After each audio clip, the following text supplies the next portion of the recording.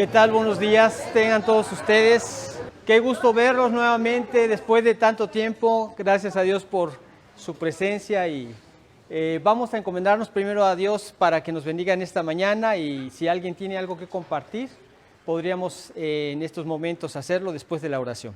Vamos a ponernos en las manos del Señor. Pues Padre, agradecemos el que tú nos tengas aquí nuevamente. Gracias por cada persona que tú has traído, Señor. Sabemos que confiamos en tus cuidados y en tu protección. Te pedimos que tú nos guíes en lo que vamos a compartir ahora de tu bendita palabra, en este Salmo 35. Gracias, Señor, por todo lo que tú has hecho en nuestros corazones y la forma como has obrado en cada uno de nosotros en este tiempo.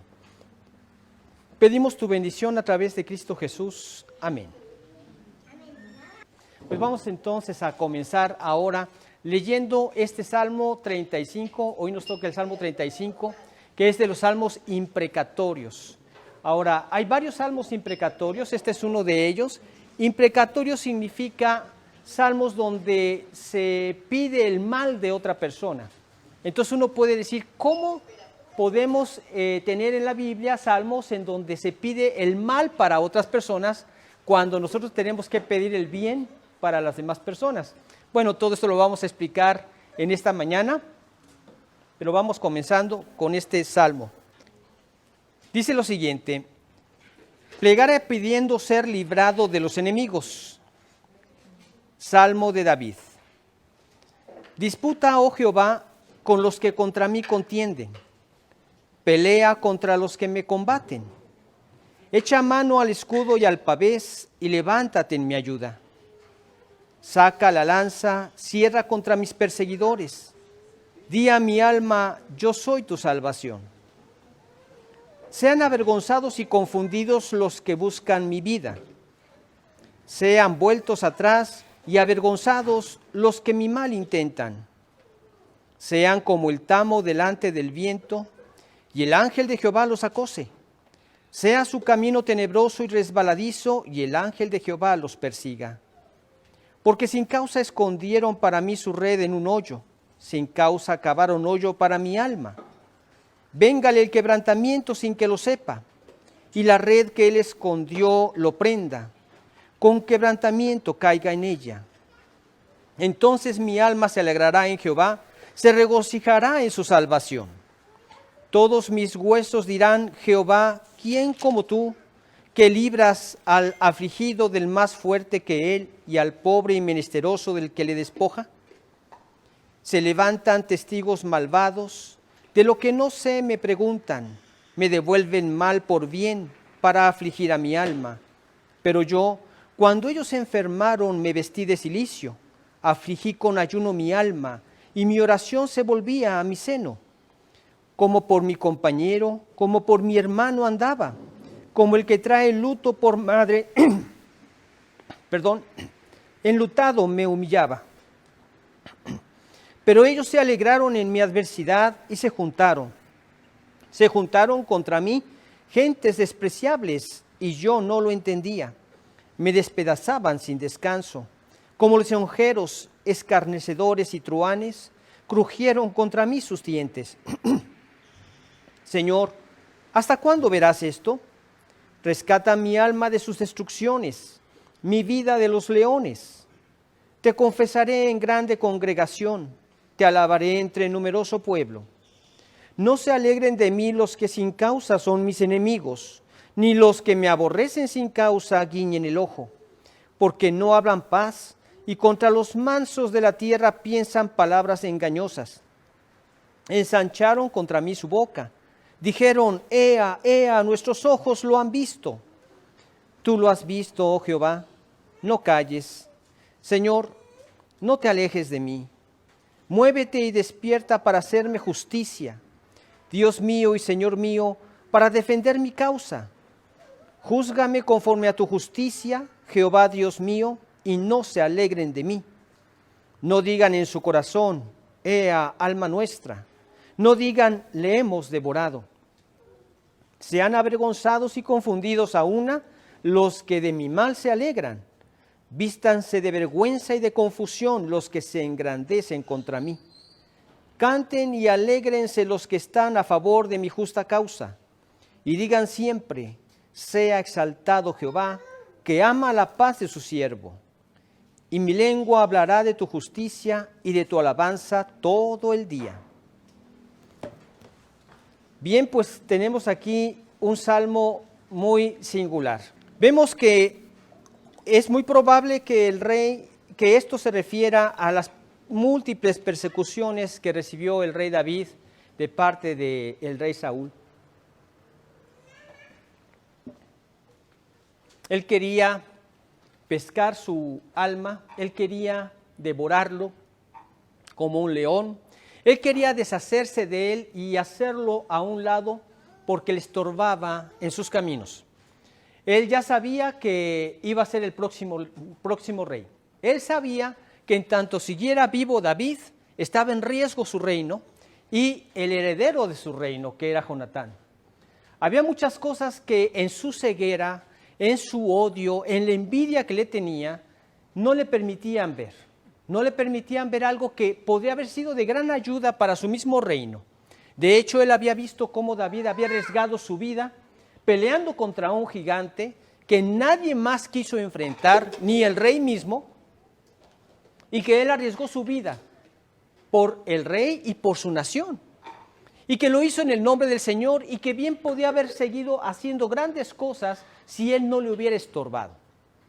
Pero David estaba en gran persecución y en angustia constantemente. En 2 ocasiones estuvo muy cerca del rey y podía haberse vengado por sí mismo, pero no lo hizo. Confió en que Dios lo haría. De esto vamos a verlo más adelante. Pero vemos que, ¿por qué era que él estaba persiguiendo a David? Porque David había confiado en Dios. Porque David era un hombre temeroso de Dios. Porque David daba un claro testimonio de Dios. Él, suponemos que en sus tiempos en donde él estaba apacentando las ovejas, ya cuando estaban guardadas en el redil, alababa al Señor al ver su creación, al ver su naturaleza. Quizá al ver las estrellas, quizá al ver lo hermoso del universo, él se regocijaba y esto lo movía al tener un claro concepto de Dios, que él era el creador de todas estas cosas, lo movía a tener un claro concepto de Dios y podía confiar en ese magno poder de Dios. Él había tenido experiencias anteriores en donde había luchado contra un león, contra un oso, y quitó las ovejas de las garras de estos animales sin tener arma en su mano, porque solamente confió en Dios. Dios preparó su corazón para el momento en que vio al gigante Goliat amenazando al ejército de Israel. Y este era un hombre que confiaba en Dios y lo demostró ante ese enfrentamiento. Dios no lo va a entregar por las armas que traigo, no. Para Dios no es difícil vencer con un gran ejército o con poca gente. Dios te va a entregar en mis manos. Y daré yo tu cuerpo a las aves del cielo. Y Dios lo entregó en sus manos y todos, tanto el rey como el ejército, vieron lo que Dios podía hacer con un hombre que está en las manos de Dios. Con un hombre que tiene un corazón conforme al de Dios. Él era un temeroso de Dios. Era un hombre fiel. Era un seguidor de Cristo. ¿Y qué pasó con este seguidor de Cristo? Y todos los que quieren vivir piadosamente en Cristo Jesús padecerán persecución, de una forma o de otra. El vivir en comunión con Dios y ser objeto de sus bendiciones despierta las envidias de los incrédulos. ¿Y cuántos casos no leemos en la Biblia que sucedieron de igual manera? ¿Por qué tuvo enemigos Daniel? ¿Por vivir en constante pecado? ¿Por querer decirle al rey, mira rey, yo tengo una mejor forma de llevar el reino? Aquí podemos sobornar a tal y tal rey y aquí ya todo esto va a ser tuyo, ya va a ser tu imperio. No, era un hombre temeroso de Dios, un hombre que vivía conforme al corazón de Dios, y esto despertó la envidia de sus enemigos porque vieron la forma como Dios lo bendecía, como Dios lo prosperaba. Es que eso es lo que pasa en el mundo. Nosotros vemos que en el mundo la gente confía en sí misma, y en esa confianza en sí misma, como están tan limitados, tratan en sus propios recursos e influidos por el mal y el maligno, hacer las cosas mal. sin entender que esto únicamente los hunde en mayores problemas.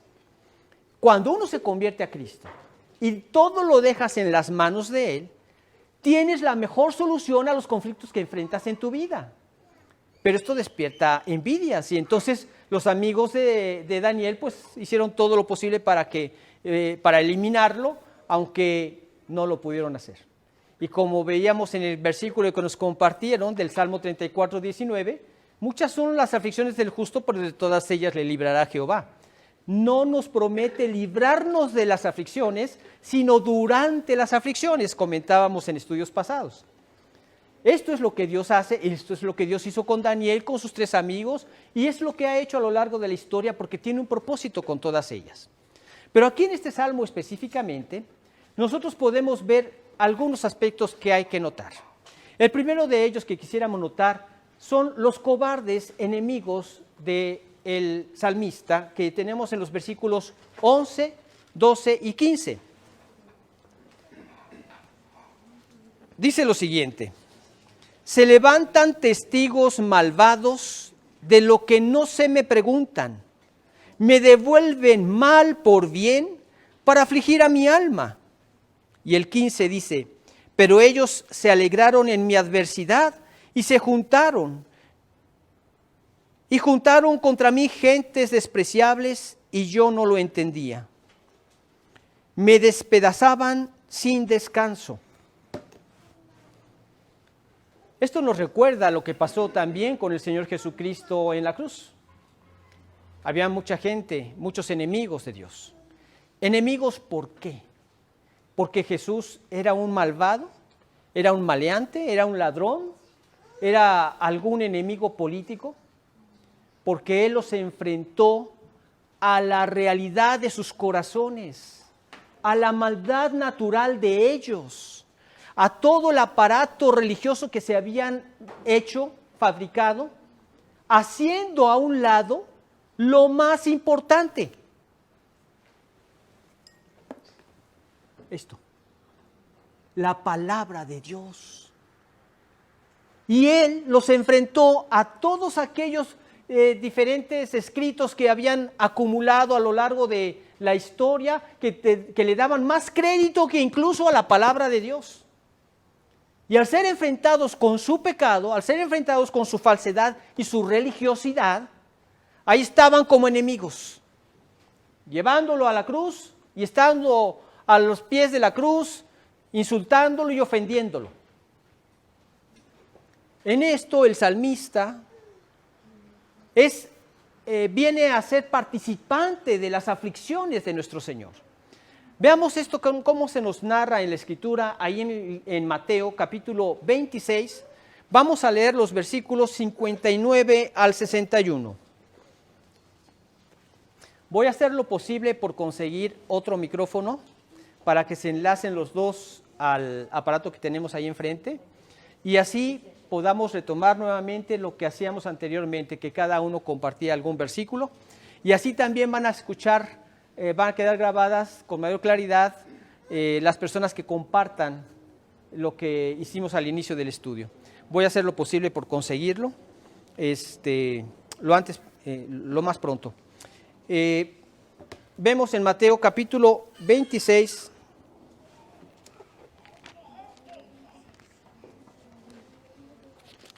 los versículos son del 59 al 61. Dice: y los principales sacerdotes y los ancianos y todo el concilio buscaban falso testimonio contra Jesús para entregarle a la muerte. Y no lo hallaron, aunque muchos testigos falsos se presentaban. Pero al fin vinieron 2 testigos falsos que dijeron: este dijo, puedo derribar el templo de Dios y en 3 días reedificarlo. Claro, el hombre natural no percibe las cosas que son del Espíritu de Dios porque para él son locura y no las puede entender porque se han de discernir espiritualmente. Y aquí lo vemos con claridad. Ellos no podían entender algo que no había en ellos. No había el Espíritu de Dios, ellos seguían viviendo en su pecado, en su carne, y no entendían lo que Él les decía. Por eso es que vemos que lo que primero necesita una persona es convertirse a Cristo antes de poder entender algún consejo sabio de la Escritura. Y entonces ellos oyeron que Jesús dijo eso, pero no entendieron que se refería a su templo, al templo de su cuerpo y a su resurrección al tercer día. Esto nos lo aclaran más adelante también los mismos evangelios. Pero ahí estaban persiguiéndolos. Y vemos que también en este caso el salmista era participante de esta misma persecución. Y resulta que muchas veces en pago de nuestro amor, algunos serán adversarios nuestros. El Salmo 109, versículo 4, también comenta al respecto lo siguiente. Salmo capítulo 109, versículo 4, dice lo siguiente: en pago de mi amor me han sido adversarios, mas yo oraba. ¿Qué debemos hacer cuando en pago de nuestro amor algunos se levantan como adversarios nuestros? Uno podría decir, es que ¿qué solución tan simplista me quieres dar? ¿Ponerme a orar nada más? Debe haber algo más fuerte, algo más eficaz, algo que surta un mayor efecto que la oración. Ahora, ¿qué es lo que hacemos cuando oramos? Ponemos en marcha el poder de Dios. No existe poder más grande que ese. Y si Dios en su poder no hace las cosas, no hay nada que lo pueda solucionar. ¿Sí me explico? Estás haciendo lo más que puedes hacer. Dicho sea de paso, cuando tú cometes algo que después te arrepentiste, vas y pides perdón a la persona que ofendiste y la persona no te quiere perdonar, bueno, ya no puedes hacer más, ya hiciste lo que tenías que hacer. Y te queda orar para que Dios también convenza a la persona que así como tú cometiste un error, también esa persona comete errores.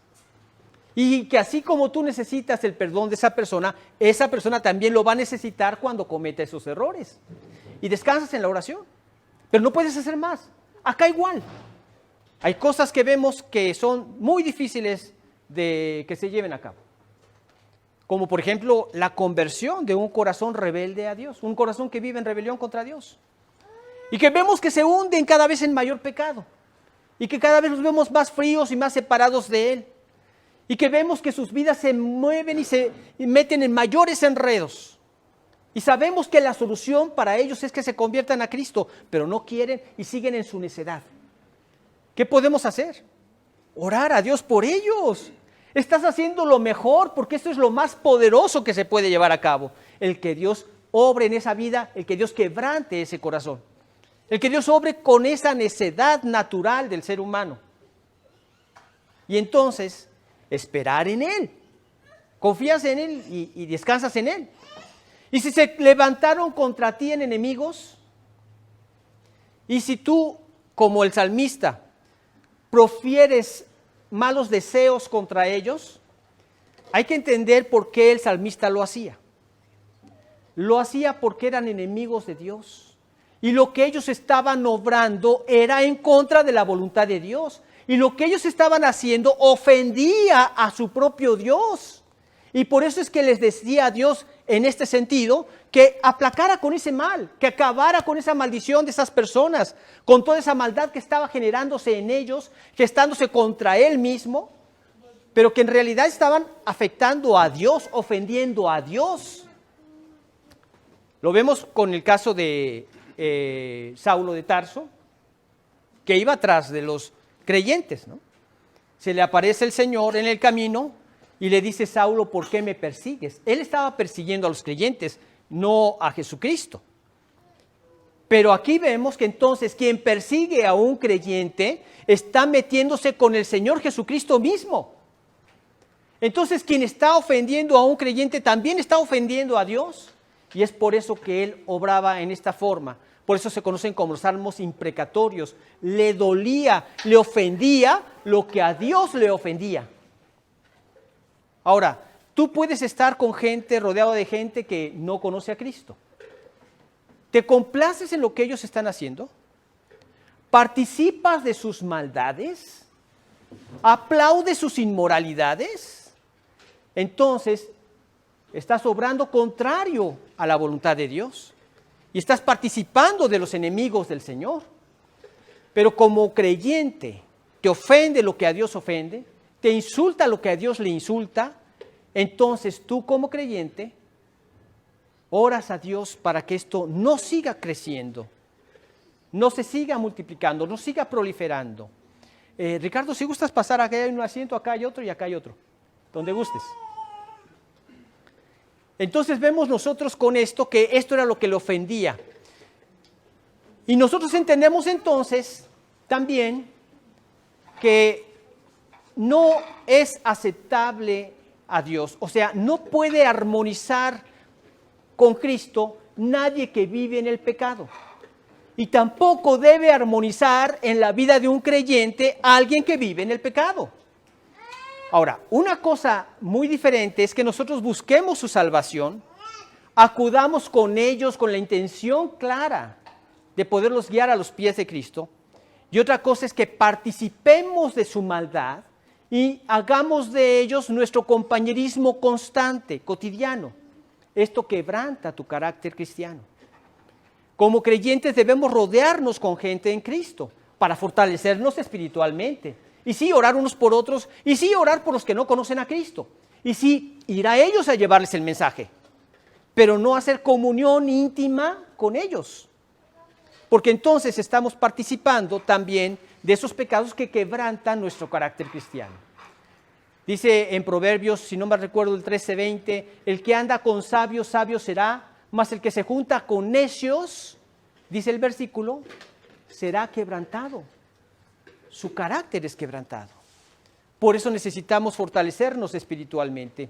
Y acá lo que vemos en este salmista es cómo se refiere a estos adversarios que él tenía, al terrible carácter que tenían como adversarios. Al no conocer a Cristo, no pueden expresar otra cosa. O sea, tú no puedes esperar que una persona obre correctamente, obre bien, obre conforme a la palabra del Señor, si no conoce al Señor. No. ¿De quién se espera que haya la iniciativa para obrar conforme a la voluntad de Dios? Solamente del creyente. Ahora, con esto también estás mostrando la gran diferencia entre un hijo de Dios y un hijo del diablo. Y esto también aviva la conciencia del incrédulo para darse cuenta de su condición. Y esa conciencia que está del lado de Dios le va a estar diciendo, mira, ahí tienes el ejemplo. Mira, si es posible. Mira, el ser cristiano sí es posible, no es una hipocresía, es un cambio que Dios obró en su vida, no es que a veces sea bueno y a veces sea malo, no, hay una constancia, un deseo de hacer la voluntad de Dios, un deseo de crecer espiritualmente, así debe ser tú, ahí está la conciencia. Y Dios usa todo esto para la conversión de los que nos rodean. Quizá tú no veas ningún cambio, quizá tú veas que las cosas siguen igual, pero Dios tiene sus tiempos. Y nosotros caemos en orgullo cuando quisiéramos que los tiempos de Dios fueran los nuestros. No, Él tiene sus tiempos. Él dice, porque mis pensamientos no son vuestros pensamientos, ni vuestros caminos mis caminos. Como son más altos los cielos que la tierra, así son mis caminos más altos que vuestros caminos y mis pensamientos más que vuestros pensamientos. No sabemos qué está haciendo Dios. Pero como cuando tú siembras alguna flor, no estás constantemente levantando la tierra para ver cómo va el crecimiento. La echarías a perder. Tienes que esperar hasta que empiece a florecer. Y entonces ves el fruto. Así pasa también en los corazones por los que tú estás orando. Algunos se convertirán pronto, otros pasará el tiempo y se convertirán, otros quizá mueran y nunca te enteraste si se convirtieron o no. Pero Dios tomó tus oraciones en sus manos.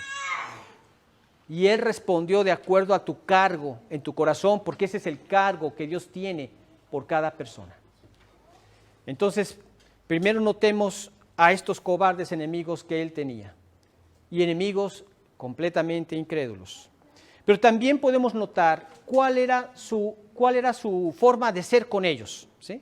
¿Cuál era la actitud que el salmista tenía con ellos? Vamos a leer el versículo 13, el Salmo 35, 13.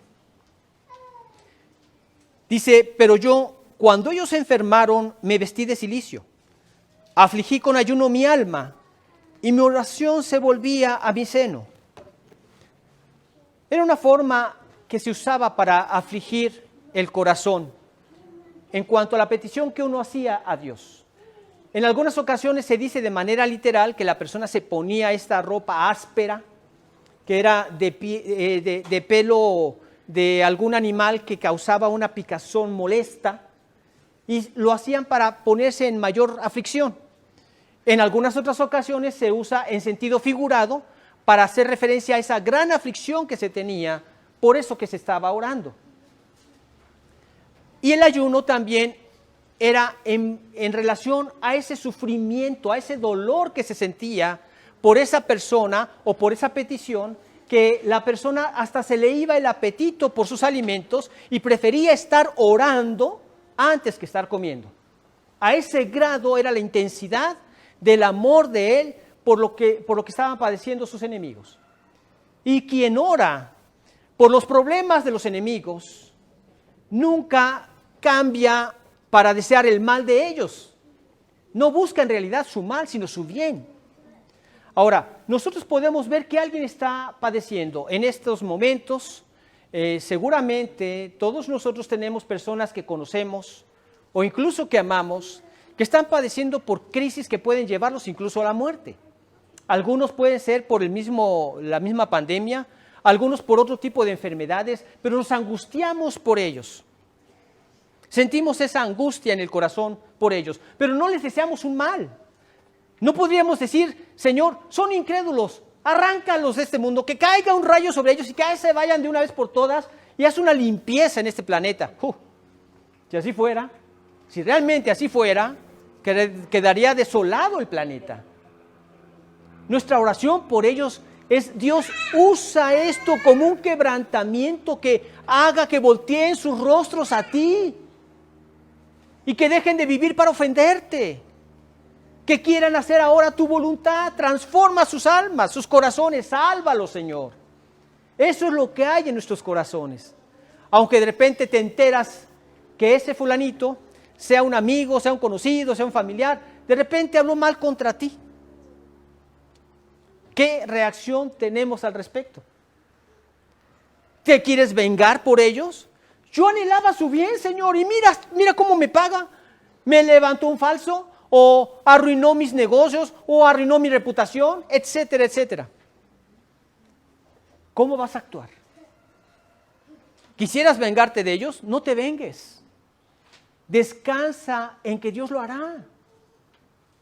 Hay algo muy importante que debes tener presente en tu vida. Nada, absolutamente nada, va a quedar sin ser perfectamente juzgado por Dios. ¿Sí? Nada. En esta vida, a lo largo de la historia, nada. Todo va a ser perfectamente juzgado un día por el Señor. Descansa en esto. Y Él sí va a juzgar perfectamente. Nosotros nos podemos equivocar. Quizá la persona que te habló está chismeando de él y no dijo eso realmente. Y ya quisieras la venganza en él y que Dios usara esa enfermedad para llevárselo de una vez al otro mundo, ¿verdad?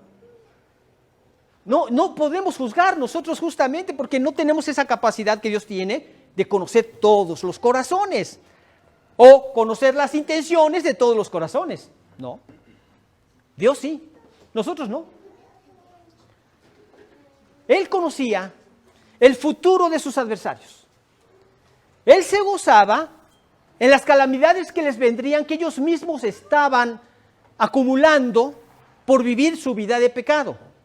Pero él sabía que Dios nos manda a amar a nuestros enemigos. En un sentido era como decir, estos siguen en ese camino, sí, el infierno, tiene que haber un infierno. Han actuado tan mal, han hecho tanta injusticia, se han aprovechado tanto de otras personas, han causado tanto dolor, han arruinado vidas quizá de hijos, de esposo o esposa, etc. Tiene que haber un infierno. De repente te enteras de casos que te dejan con la boca abierta, ¿eh? Y tú dices, tiene que haber un infierno. Pero antes de que lleguen a ese lugar, como decía Spurgeon, Si se van al infierno, que se vayan con las ropas desgarradas de todo el esfuerzo que hicimos por retenerlos y llevarlos al cielo. ¿Verdad? Voy a orar por ellos, para que lejos de que yo desee ese mal para ellos, voy a mostrar mi amor hacia ellos. El amor que no puede ser expresado en una persona que no tiene relación con Dios. El amor sacrificial y de servicio, el amor que produce el Espíritu en el corazón del creyente nos lleva a invertir tu tiempo en orar por ellos. Llegué a donde está viviendo mi papá y platicando con mi concuño. Me dice, ¿y qué te pareció el tal deporte o tal otro? Algunos aspectos del fútbol y pues yo sé que son de los mejores equipos, ¿verdad? Las Chivas, pero pues le dije, estoy muy desconectado. En todo el año, si vi un partido de las Chivas, pues yo creo que fue mucho. Y mi esposa es testigo de esto, ¿verdad? Verme ahí todo un partido para ver, solamente que sea la final de un mundial o algo por el estilo, y que tenga tiempo para hacerlo.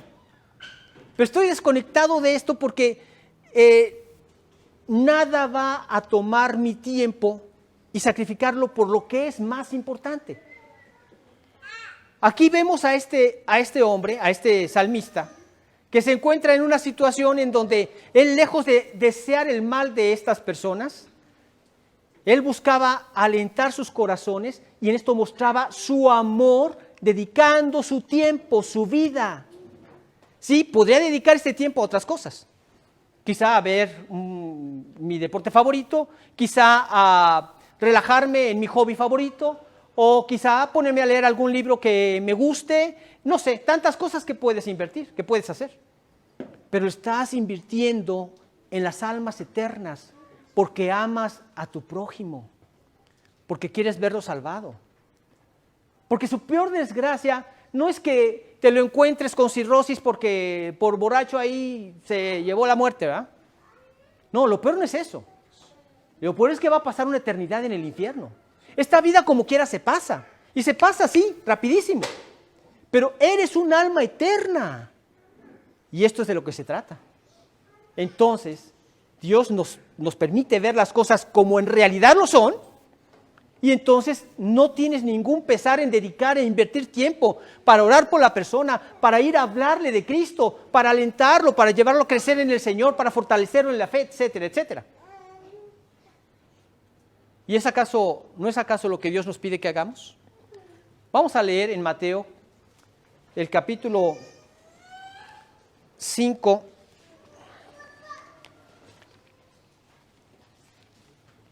Si no mal recuerdo, es el versículo 44.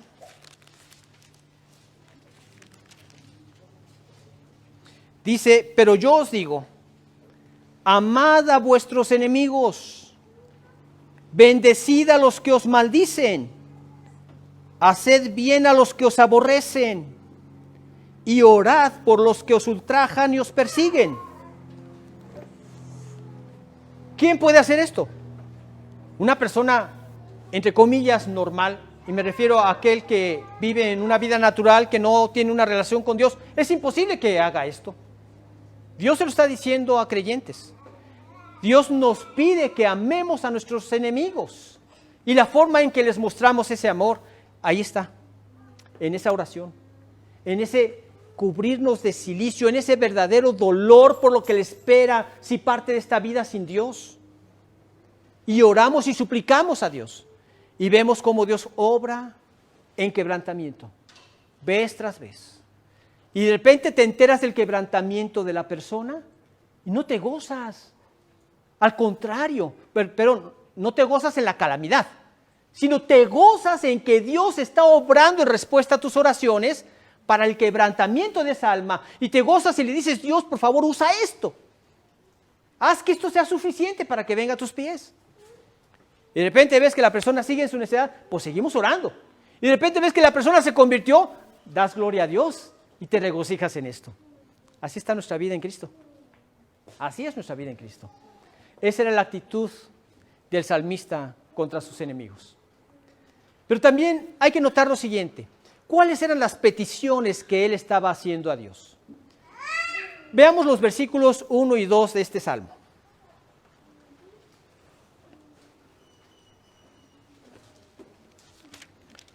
Dice, disputa, oh Jehová, con los que contra mí contienden. Pelea contra los que me combaten. Echa mano al escudo y al pavés y levántate en mi ayuda. Aquí está hablando de tres aspectos. Él ora por la defensa divina, él ora por la liberación divina y él ora por la justicia divina. Por estos tres aspectos. Él ora por la defensa divina y está esperando la defensa de parte de Dios. Nosotros no debemos ser contenciosos, no debemos entrar en disputas, no debemos entrar en ese juego del diablo para ponerte a discutir sobre cosas vanas con el incrédulo. En la Escritura Dios dice, porque el siervo del Señor no debe ser contencioso. En el capítulo 3. Sino amable para con todos, aptos para enseñar, sufridos, según de Timoteo 3. Luego les digo el versículo.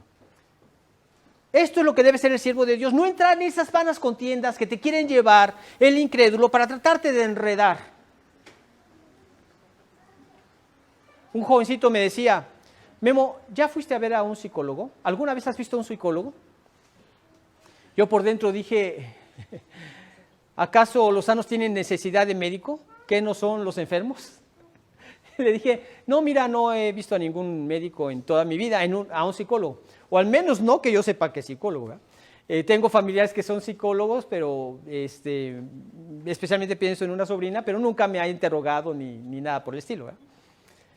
Entonces me dice, deberías de verlo. Yo digo, pero hijo, no tengo necesidad de hacerlo. No, pero aunque no tengas necesidad, deberías de verlo. Un amigo me comentaba que él entró en cierta depresión cuando se jubiló y alguien que conoce y lo quiere mucho le dijo, ¿por qué no vas a ver a un psicólogo? Esa persona también practica esa misma disciplina, pero le recomendaba a quien había sido maestro, ¿verdad? El maestro. Y le dije, yo te puedo sacar una cita. Tal fue su insistencia que finalmente llegó con el psicólogo. Y ya sabes, te acuestan, te duermen, bueno, te acuestan nada más. Y te empiezan a hacer una serie de preguntas, ¿no?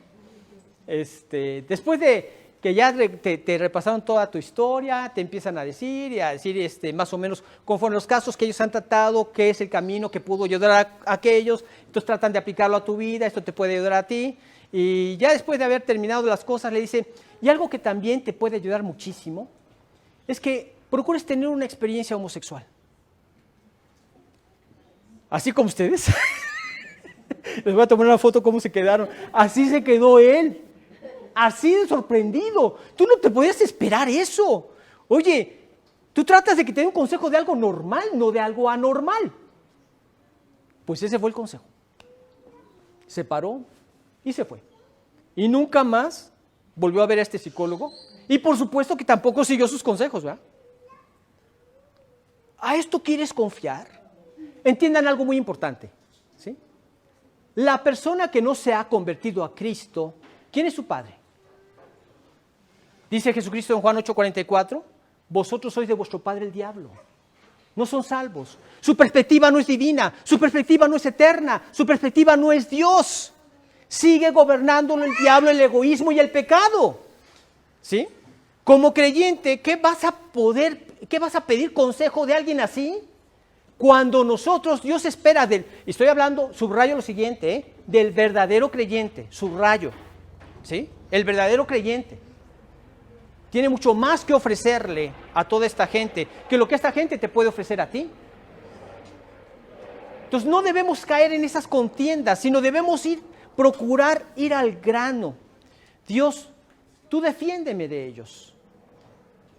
¿Quién es el abogado del creyente? La Escritura dice que nuestro abogado es Jesucristo. Yo les compartí de una situación de mi concuño, que me atrevo a decirlo porque yo les pedí oración a todos ustedes y agradezco la oración de todos ustedes, que finalmente lo liberó. Lo liberó. Su acusador era verdaderamente el diablo. El fiscal lo quería meter a la fuerza a la cárcel, a pesar de toda la evidencia que ya le había mostrado, para manifestar su inocencia, toda la evidencia. 2 abogados estuvieron con él. cuando él estaba en la carceleta, había un hoyo donde hacían sus necesidades, un hoyo, una pequeña fosa, olía horrible, durmió en el suelo, vio en la pared un escrito que decía, aún aquí está Dios. Y abajo decía, Dios, por favor, perdóname. Dice que él meditó mucho en estas palabras, que realmente Dios está en todas partes. Así es. Esa es una gran verdad. Dios lo llena todo. Y platicando con su esposa le dijo, ¿cómo te fue? Y él le dice, pues tuve que dormir en el suelo. Su esposa le dijo, no, mi amor, tú dormiste en una cama de oración. Mucha gente está orando por ti. ¿Y por qué orábamos? Porque tenemos al mejor abogado. Porque los abogados aquí harán su parte. Se pueden equivocar, pero el único que los ilumina es Dios.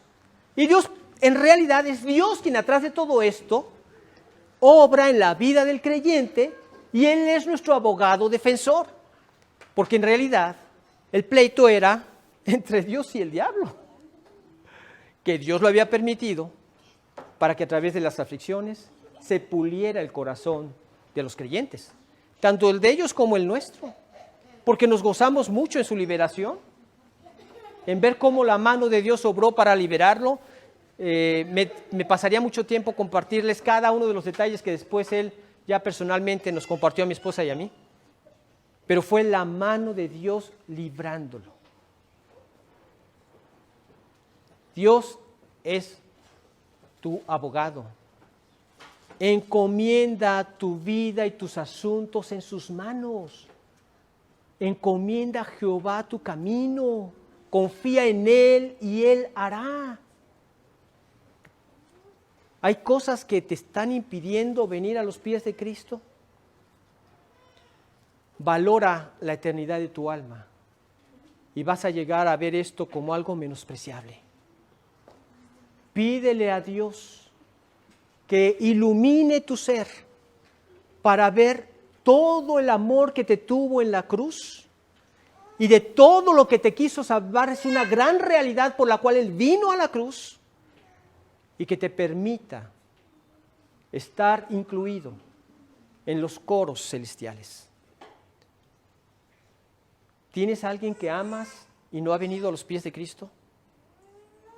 Lejos de anhelar su mal, aun cuando te haya ofendido grandemente, encomienda a Jehová tu camino. Dios es nuestra roca. Estás en el lugar más fuerte, más poderoso de protección. Descánsaselo en sus manos. Ora a Dios. Cuando meditas quién es Él y cómo es Él, tendrás paz en tu corazón. Dice, por nada estés afanosos, ¿no? Si Él nos pide que encomendemos a Él nuestras oraciones es porque Él las escucha y no a nadie más poderoso que Él con quien podemos estar seguros. Y cuando meditas en esto, entonces la paz de Dios que sobrepasa todo entendimiento guardará vuestros corazones y vuestros pensamientos en Cristo Jesús. Así es que Él oraba por defensa, por la mejor defensa. Esa defensa es Dios, por la defensa divina. Él oraba por la liberación divina también. Vemos en el versículo 17.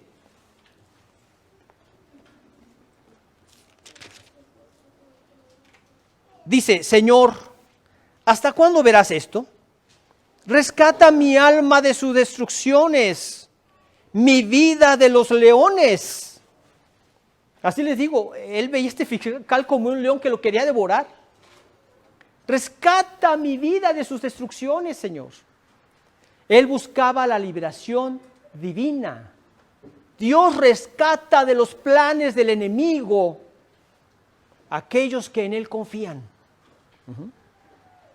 Encomienda a Jehová tu camino y confía en Él y Él hará. En Isaías 26:3, tú guardarás en completa paz aquel cuyo pensamiento en ti persevera, porque en ti ha confiado. Necesitamos descansar en Dios y confiar en que Él va a rescatarnos de esos planes destructivos de nuestros enemigos. Y no los van a poder llevar a cabo porque estamos rescatados por Dios.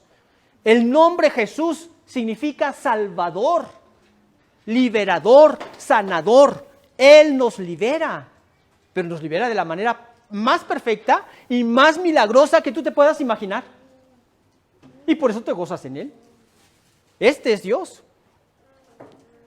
Y también oraba por su defensa divina, oraba por la liberación divina y oraba por la justicia divina. No, Señor, yo no te pido la justicia del hombre.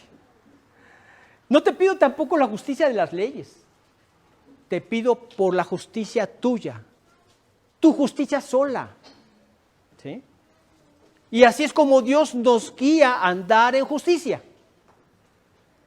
El verdadero creyente, el Hijo de Dios, y subrayo, alguien que se ha convertido a Cristo, no obra conforme a la justicia divina del mundo. Obra conforme a la justicia divina. Más allá de la justicia del mundo. Para aclarar esto, una persona, un líder de una iglesia, llegan a decirle que alguna persona de los feligreses lo había estafado y ya estaba haciendo esto constantemente. El estafador era hijo de su mamá, era juez de este lugar. Y entonces él le dice, ¿hay algo que le han podido comprobar legalmente? Y le dice, no, todo fue bajo palabra. Entonces no hay delito que perseguir. ¿Así debe obrar un creyente? Un creyente debe obrar no nada más por lo que es justo, sino también por lo que es moralmente justo. No nada más por lo que es correcto, sino también por lo que es moralmente correcto y que glorifica a Dios. Ese debe ser nuestro comportamiento. Ténganlo muy presente. Dios pudo defenderlo, Dios pudo liberarlo, Dios pudo mostrar la justicia divina. ¿Por qué? Porque quien se refugia en la misericordia de Dios se protege, o sea, su protección sabe que es grandiosa en la justicia divina. ¿Sí? Primero hemos sido refugiados en la misericordia de Cristo al venir a la salvación. Cuando vienes a la salvación y conoces a este Dios que tenemos como Padre, entonces te fortalece ante todos los actos de justicia divina. Leamos lo que dice en 2 de Tesalonicenses, capítulo 1, versículo 6. Dice lo siguiente. Capítulo 1, versículo 6.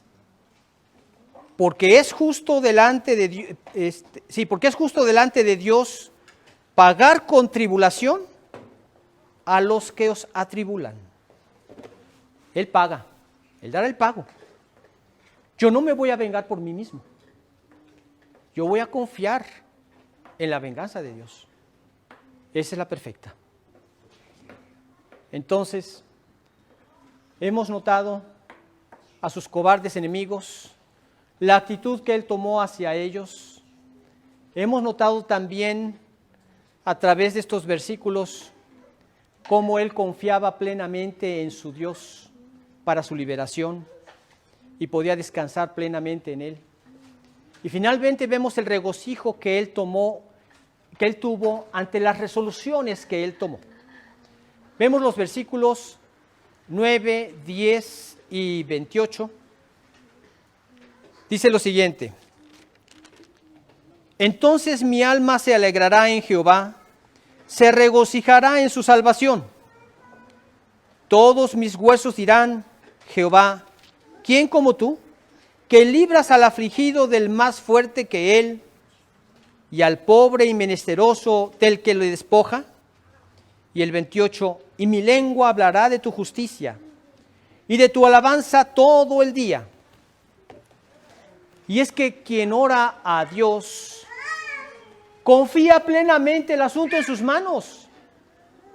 Ya no hay angustia, ya no hay preocupación. La angustia viene cuando no hay fe, no hay confianza en Dios.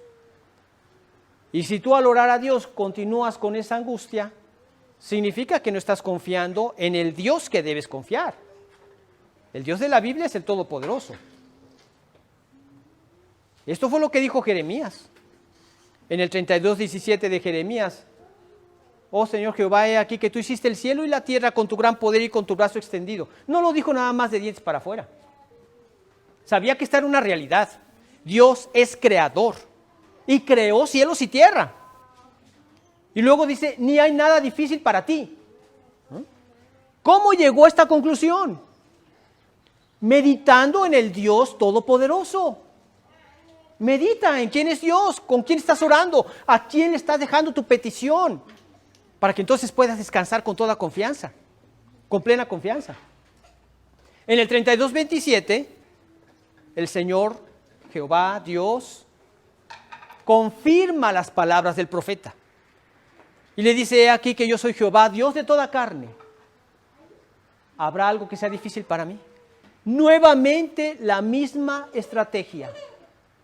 Lo fortaleció diciéndole quién era aquel en el que estaba confiando.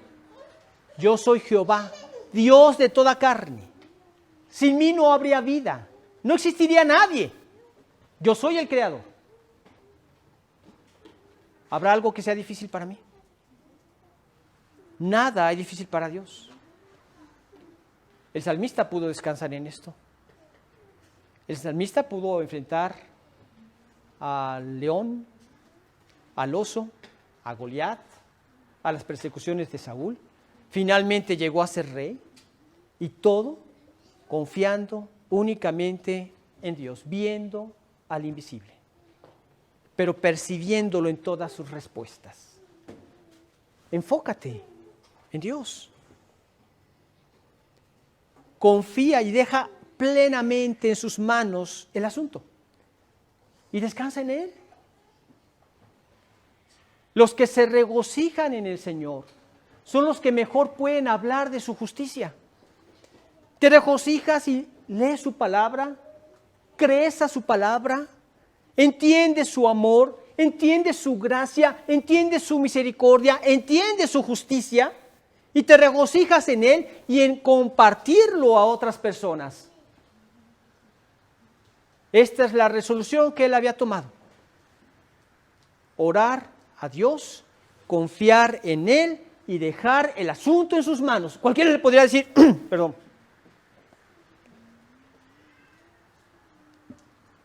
Cualquiera le podría decir, oye, pero está en juego tu vida, tu pellejo. Así nomás ya, oraste ya y confiaste ya, no vas a hacer algo más. Haré lo que Dios me guíe, que debo hacer. Seré diligente en aquello que yo sé que tengo que hacer. Pero mi confianza y mi descanso están en Dios. Es así como tenemos que orar. Sí tenemos enemigos, claro. Todo que quiera vivir piadosamente en Cristo Jesús padecerá persecución. Como comentaba el pastor Richard la semana pasada, sí, si tú no hablas de Cristo, si tú compartes con las mentiras de los incrédulos, si tú compartes con los desmanes de los incrédulos, ¿qué persecución vas a tener? Ninguna, porque eres un incrédulo. ¿Sí? ¿Está claro? Pero si eres un hijo de Dios, ya no compartes eso. Y vas a padecer persecución.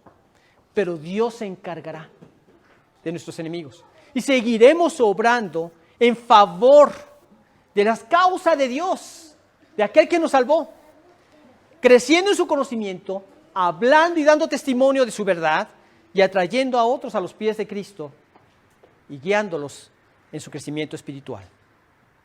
Esto es lo que Dios nos alienta a través de este hermoso salmo.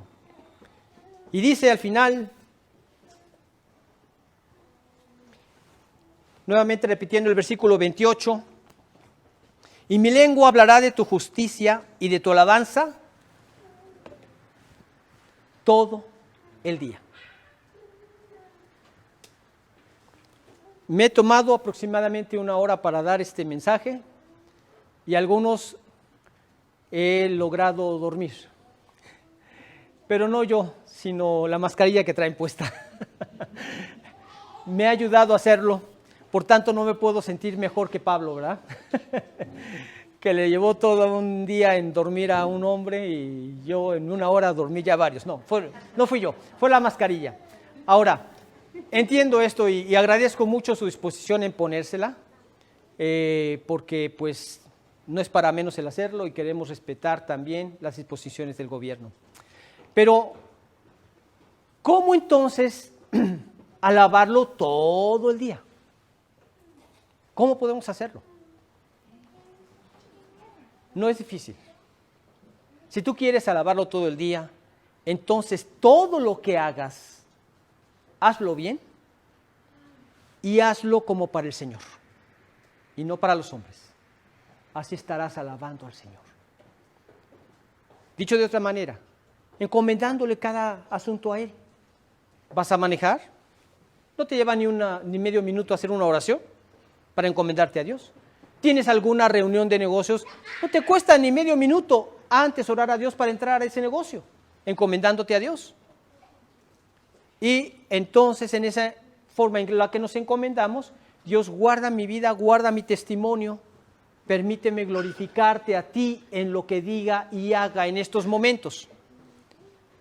Entonces, si te dicen, mire jefe, aquí, para que me dé el negocio a mí, ¿usted ha visto a fulanita de tal, esa modelo? Ahí yo le consigo esto como regalía y algún dinerito más. Creo que viniste con la persona equivocada. Olvidar. ¿Estarás glorificando a Dios? No podemos compartir con el pecado. El creyente no puede hacer concesiones con el pecado, porque esto ofende a su Dios. El creyente vive en contra del pecado y busca hacer la voluntad de Dios. Entonces, en todas estas cosas estarás glorificándolo. Eres estudiante, oye, te van a pedir copia, ¿qué vas a hacer? ¿No que eres un buen creyente? ¿No que amas a tu prójimo? Aquí está, dame copia. Eso no va conforme a la Escritura. No honraría a mi Dios. Y porque te amo a ti y amo a Dios, no te voy a pasar copia. Y ya te diste a conocer. En todo podemos glorificar a Dios, pero antes ora a Dios. Lo que vas a hacer, cualquier cosa, hazla bien, como para el Señor y no para los hombres. ¿Sí? Esto te va a frenar de muchos pecados. Y esto te va a abrir las puertas para hacer las cosas bien. Así, había una niña, bueno, en un colegio se dio la alarma de que había un incendio. Inmediatamente todos los niños salieron en estampida, atropellándose unos contra otros, y se hizo un gran problema con muchos de los niños que salieron gravemente accidentados. Pero una niña se quedó sentada en su pupitre, con sus ojos llorosos, y no se movió.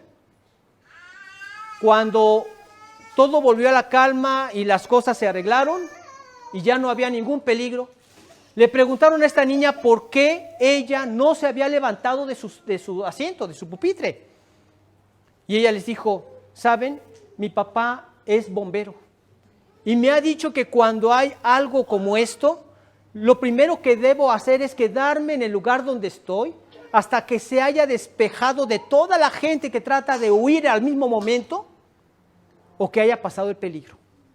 Y así lo hice. Esta niña fue librada porque creyó al consejo de su papá. ¿Creeremos nosotros a estos sabios consejos de Dios? Entonces, ¿orarás por tus enemigos? ¿Amarás a tus enemigos? ¿Orarás por los que te persiguen? ¿Por los que te ultrajan? Y entonces darás testimonio de quién mora en tu corazón.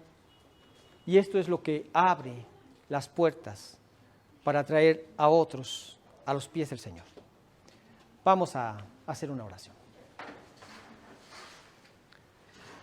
Padre amado, agradecemos la bendición que tú nos das con el estudio de estos salmos. Vez tras vez nos haces ver el corazón del salmista, el anhelo de tu corazón para con nosotros como hijos tuyos y el anhelo de tu corazón para traer a tus pies a los que no te conocen aún. Gracias por tu amor, Señor, porque entendemos que precisamente es tu amor que nos mantiene aquí en la tierra, que bien podríamos estar ahora en el cielo por toda la eternidad desde el momento en que te aceptamos, pero tú nos quieres dejar aquí para seguir puliendo nuestro carácter. Tu propósito es enorme, Señor. Quieres ir forjando el carácter de Cristo en cada hijo tuyo, a través de las adversidades que enfrentamos, de los enemigos que tenemos y de esa confianza que nos permites tener en el Dios en el que hemos creído.